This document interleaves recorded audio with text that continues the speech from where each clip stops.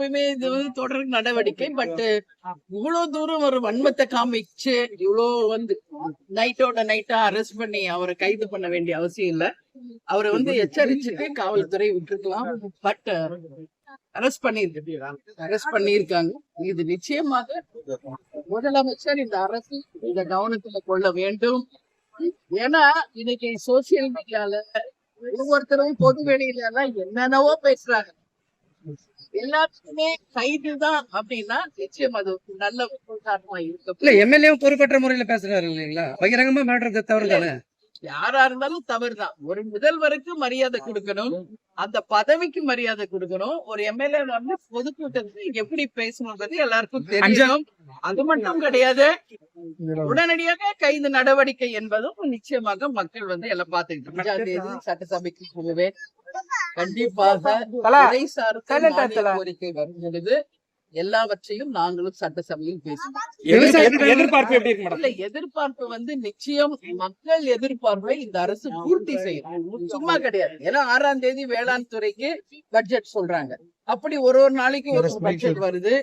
மக்கள் மிக பெருசா எதிர்பார்த்து ஒரு மாற்றத்தை கொடுத்திருக்காங்க. இந்த அரசு மக்களுடைய அந்த எண்ணத்தை எதிர்பார்ப்பை பூர்த்தி செய்யும் என்று நம்புகிறேன். பொறுத்திருந்து வெளியில நம்ம பார்த்தோம் எவ்வளவு பெரிய ஒரு கலவரம் வெடித்தது என்பதை பார்த்தோம். அதனால நிச்சயமாக மக்கள் சக்திக்கு முன்னால் இங்க எதுவுமே கிடையாது. அதனால அவங்க உணர்வுகளை நாம் மதிக்கணும். நீட் எக்ஸாம் வேணாம்னா ஒட்டுமொத்த மக்களின் உணர்வை நிச்சயம் அரசு மதிக்கணும். மத்திய மாநில அரசுகள் இதுல கவனம் செலுத்தணும். அது மட்டும் இல்லை, அவர் பாட்டு தனியா வந்து உண்ணாவிரதம் இருக்காரு. அவரை குண்டு கட்டா தூக்கிட்டு போய் ஹாஸ்பிட்டல் அட்மிட் பண்ணாங்க. இன்னைக்கு கோர்ட்டே அவரை தனியார் அரசு மருத்துவமனையில அட்மிட் பண்ண சொல்லிட்டாங்க. அது மாதிரி இறந்த ஒவ்வொருத்தருக்கும் 1 கோடி கொடுக்கணும்னு சொல்லியிருக்காங்க. இந்த டிமாண்ட்ஸ் வந்து மத்திய அரசு நிச்சயம் பரிசீலித்து பாதிக்கப்பட்ட மக்களுக்கு நிச்சயம் உறுதுணையா இந்த அரசு குதிரை பேரத்துல ஈடுபட்டு இருக்காங்க. அது நான் ஃபர்ஸ்ட் டே நான் தான் அதை பத்தி பேசினேன். சட்டசபையிலேயே நான் பேசினேன்.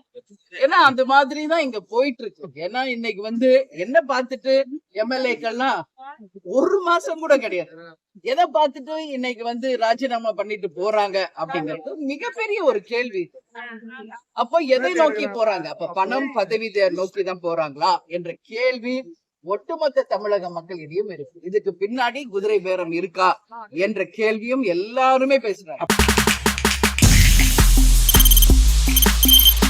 தவிர்க்க முடியாத தம்ப்நெயில்ஸ், கலக்கலான கண்டென்ட்ஸ், சினிமாவும் சீரியஸ் பிரச்சனைகளும், பல வருடங்கள் இடைவெளிக்கு பிறகு இந்த படத்துல ஒரு கலகலப்பும் கைகலப்பும்,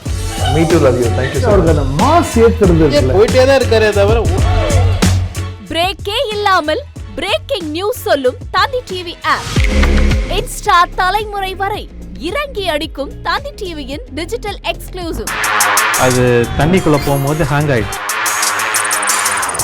உங்களுக்கு விஜய் சார் எந்த அளவுக்கு ரொம்ப பிடிக்கும்? Of course, Malayalis are huge Vijay sir fans. 2 பேருமே ரொம்ப பிடிக்கும் எனக்கு.